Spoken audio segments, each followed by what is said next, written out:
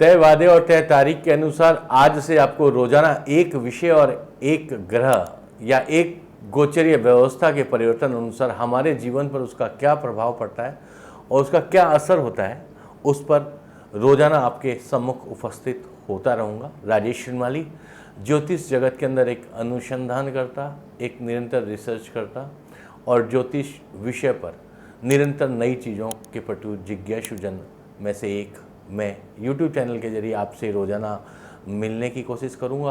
आप मुझसे comment box के जरिए आपके भी कोई सवाल हो, आपका कोई पर्टिकुलर क्वेश्चन हो, आपकी कोई रुचिकर बात हो तो मेरे सामने रखिएगा। मैं पूरी भरसक कोशिश करूँगा आप तक उसे पहुँचाने की। आज मैं दो चीज़ों पर बात करूँगा। पहला मन, और मन से पैदा होती है चिंता और तनाव। मन हमारे शरीर में, हमारी चेतना में कहीं ना कहीं उपस्थित है। दुनिया के कोई डॉक्टर, कोई साइकेट्रिस्ट आज तक उस मन की अवस्था क्या है, वो हमारे शरीर में किस रूप में रहता है, उसे फाइंड आउट नहीं कर पाए, पता नहीं कर पाए। परंतु ये बात किसी से छुपी नहीं कि मेरे भी मन में एक मन है, मेरे भी तन में एक मन है और आपके भी शरीर में कहीं ना कहीं एक मन नाम की चीज़ है जो हमें हमेशा ऑपरेट करती है, हमें चलाती है। मन ही बुद्धि को, मन ही हमारे विवेक को, मन ही हमारे दिमाग को और मन ही हमारे दिल को चलाता है। अब इससे आगे बढ़ने के लिए इस चीज को ऑपरेट करने वाला एक ग्रह है, उस ग्रह का नाम है चंद्रमा। चांद मिलता नहीं सबको संसार में, एक दिया ही बहुत है रोशनी के लिए। अगर किसी शायर, किसी गज़लकार की इस बात को हम माने कि ज़िंदगी में चांद सबको नहीं मिलता, परंतु आपकी कुंडली में पैदा होते ही आपको चांद मिल जाता है। आपके ग्रहों की स्थिति में एक भाव में चांद बैठ जाता है और जिस भाव में वो चांद बैठता है वह आपकी राशि कहलाती है। सपोज कीजिए चंद्रमा आपकी कुंडली के पंचम स्थान से यानी कि सिंह राशि से बैठता है तो आप 5 नंबर यानी सिंह राशि के हो जाते हैं। यदि वह तुला राशि में बैठता है तो आपकी राशि तुला हो जाती है, यानी कि चंद्रमा आपके जन्म के साथ आपसे जुड़ जाता है और उसके जुड़ाव से सबसे पहले आपके जीवन में आपका नाम तय होता है, आपकी राशि तय होती है और उसी नाम से दुनिया आपको जानती है। आपके माँ बाप उसी नाम से आपका नामकरण करते हैं। अब चंद्रमा जो है वो मन का कारक है और इस दुनिया में हम बुद्धि से चल रहे हैं, हम दिल से चल रहे हैं या हम अपने आप ही चल रहे हैं, ये सारे निर्णय जो है हमारे जीवन में मन के जरिए ही होते हैं। आप किसी से प्यार करते हैं वह भी आपका मन तय करता है, आप किसी से नफरत करते हैं वह भी आपका मन तय करता है। आप जीवन में क्या बनना चाहते हैं और आप क्या नहीं करना चाहते हैं वह सब तय करने वाला मन ही है। मन के तय करने के बाद ही बुद्धि गतिशील होती है यानी काम करने लगती है और काम करने के दौरान उसी वक्त आपका दिल भी उसके बीच में आ जाता है। दुनिया में 2 तरह के लोग हैं, एक बुद्धिजीवी जो दिमाग से जीते हैं और दूसरे मनजीवी जो दिल से जीते हैं।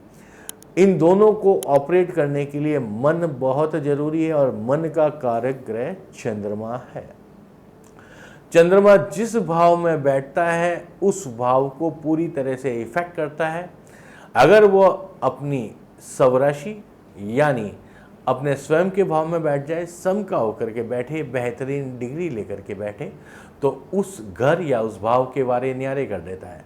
और वह किसी भाव में नीच का होकर के बैठ जाए, चंद्रमा केवल वृश्चिक राशि में ही नीच का होता है, यानी कि 8वीं राशि ग्रह के अनुसार गोचरीय व्यवस्थाओं की वृश्चिक राशि में जब चंद्रमा होता है तो वह नीच का हो जाता है।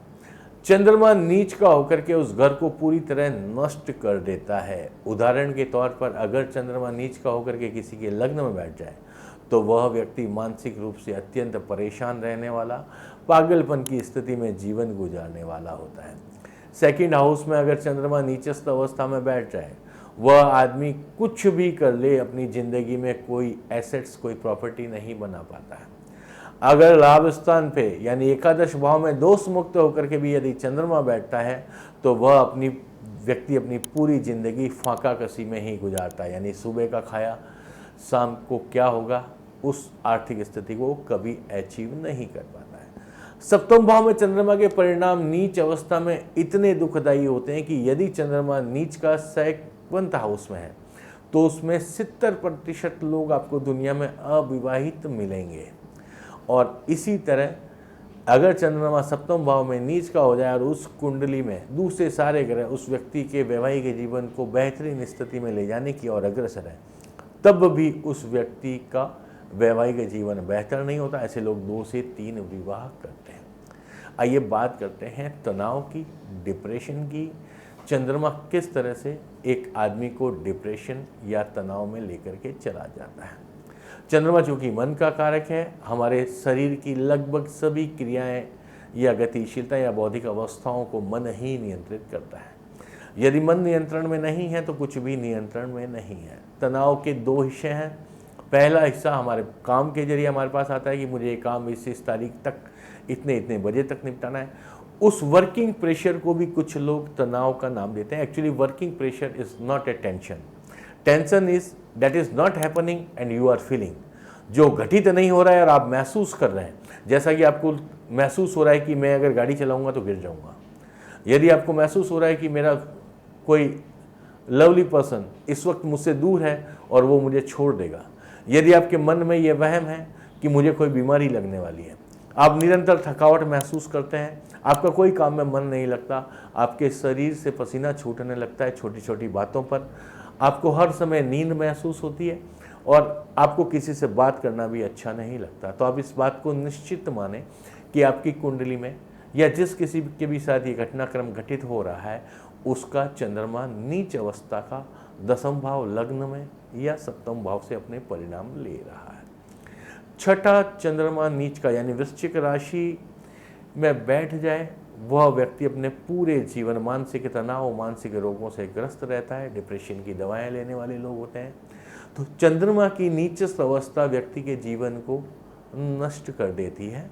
आप भी अपनी कुंडली में, आपके नियर और डियर बाई लोगों की कुंडली में नीचस्थ चंद्रमा की स्थिति अवश्य देखिएगा कि क्या वो वृश्चिक राशि में बैठा है और वो नीच का हो गया है। इस चंद्रमा को बेहतरीन स्थिति में लाने के लिए या इस समस्या या इस तनाव से या मन को स्थिर करने के लिए मैं आपको बहुत बेहतरीन तरीके से 4 उपाय बता रहा हूँ। सबसे पहले शिवलिंग पर रोजाना प्रातःकाल नहा धो करके यदि आप जल से अभिषेक करते हैं, ओम नमः शिवाय का जाप करते हैं या रुद्री पाठ का जाप करते हैं या पाठ करते हैं या करवाते हैं, तो आपके चंद्रमा की शांति होती है, आपका मन स्थिर होता है, आप तनाव, बेचैनी, आलस्य, अत्यनिद्रा आदि से मुक्त होते हैं। आपका जो दिमाग है वह बेटर स्ट्रांग होता है और उसकी डिसीजन मेकिंग पावर बढ़ती है। उसका दूसरा जो उपाय है वह रत्न जगत से आता है कि अगर आप मोती धारण करते हैं और हाथ की लास्ट फिंगर में उस मोती को पहनते हैं चांदी के अंदर, उस स्थिति में भी आपकी चंद्रमा की स्थिति जो है वह बेहतर होती है या चंद्रमा अपने परिणाम जो है वह सुखदायी दे या ना दे, कम से कम दुखदायी नहीं देता है। सामान्य भाषा में आप लोगों की अवधारणा है या आप मुझसे मिलते हैं या किसी से भी मिलते हैं कि मोती पहनने से क्रोध कम होता है। मोती पहनने से क्रोध कम नहीं होता है।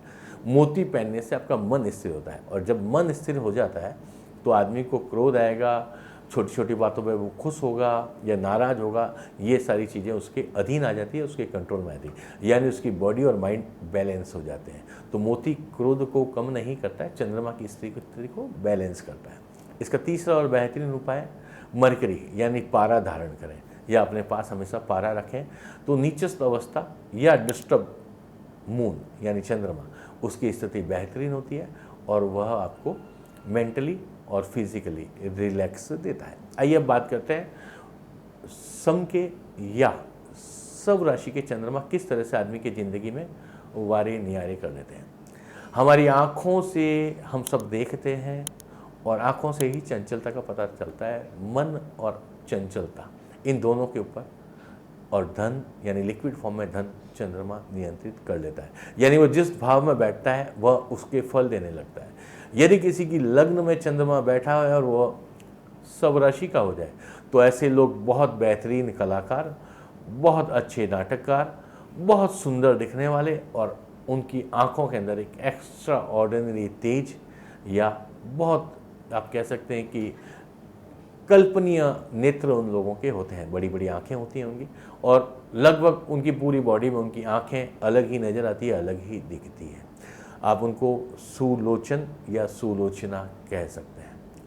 यदि कंठ भाव यानी सेकंड हाउस में यानी धनेश में यदि चंद्रमा स्वराशि के होकर के बैठते हैं, वो लोगों के कंठ बहुत क्लियर होते हैं। बड़े बड़े गायककार, बड़े बड़े जो भी अनाउंसर्स हैं, एंकर्स हैं, उन सभी के चंद्रमा सेकंड हाउस में होते हैं, और सेकंड हाउस में बैठ करके वो अपनी परम स्थिति से परिणाम देते हैं। सेवंथ हाउस में यदि चंद्रमा बैठ जाए, ऐसे स्त्री या पुरुष की पत्नी निहायत सुंदर होती है, और वह उसको आर्थिक, सामाजिक, शारीरिक रूप से परम सुख प्राप्त करवाती या करवाता है। यानी चंद्रमा जिस भाव से अपने फल देता है वह श्रेष्ठतम देता है और बेहतरीन देता है। चंद्रमा 2.5 दिन में अपना घर बदलने वाला सबसे तेज चलने वाला ग्रह है, और 2.5 दिन बाद वह अपनी राशि को परिवर्तित कर लेता है, यानी अगले भाव या अगली राशि में पहुंच जाता है। वहीं से आपकी राशि तय होती है, और वहीं से आपके जीवन के काफ़ी सारे पहलू भी तय होते हैं। तो यदि आप भी अपने जीवन में मन को नियंत्रित रखना चाहते हैं, और आपको भी लगता है कि you are running by your heart, तो मैं आपको कहूँगा you are not running by heart, आप अपने मन से चलते हैं। सबसे पहला निर्णय मन करता है। मन ने कह दिया कि ये करना है, उसके बाद ही आपका हार्ट उस चीज़ को करने के लिए तैयार होता है, उसके बाद आपका शरीर उसको एक्टिव होता है, उसके बाद आपकी बुद्धि और आपका सामर्थ्य, आपकी शक्ति और आपकी चीज़ें उस चीज़ को करने के लिए आगे बढ़ने लगती हैं। तो मन का नियंत्रण या उसकी डिग्री बढ़ाने के लिए जो कुछ भी चीज़ें हैं वो मैंने आपके सामने रखी है। आप भी अपने मन पर नियंत्रण रखिए। ये दुनिया पूरी बौद्धिक जगत में चल रही है। आप आजकल की फिल्मों में देखते हैं, मेरी इससे केमिस्ट्री मैच हो रही है, मेरी इससे बायोलॉजी मैच हो रही है, मेरी इससे वेव्स मैच होती है। ये सारे अंग्रेजी के शब्द ले दे करके एक शब्द पे ख़त्म हो जाते हैं, और वो शब्द है मन। और उस मन को नियंत्रित करने वाला एक ग्रह है, वो है चंद्रमा। तो अगर आपकी कुंडली में चंद्रमा बेहतरीन स्थिति में है तो आप भाग्यशाली व्यक्तियों में माने जाएंगे। चंद्रमा यदि शनि के साथ युक्ति कर लेता है तो वह विष युक्ति बनाता है। यदि चंद्रमा गुरु के साथ युक्ति कर लेता है तो वह गजकेसरी योग बनाता है। चंद्रमा यदि शुक्र के साथ युक्ति कर लेता है तो वह वैभव योग बनाता है। चंद्रमा यदि अपनी परम अवस्था में राहु के साथ युक्ति कर लेता है तो वह ग्रहण दोष पैदा कर देता है। तो चंद्रमा जिस ग्रह के साथ युक्ति करता है उसके भी फल देता है। आपकी कुंडली में चंद्रमा किसके साथ युक्ति करके बैठा है, उसकी क्या स्थिति है, ऐसे ही कुछ और बातों को जानने के लिए और आपकी कुंडली के विश्लेषण के लिए आप मुझसे संपर्क कर सकते हैं। आप अपने सवाल मुझसे YouTube के जरिए पूछ सकते हैं। मेरे साथ निरंतर बने रहिए। आपके साथ रोजाना एक विषय पर मैं चर्चा करने आता रहूँगा। धन्यवाद।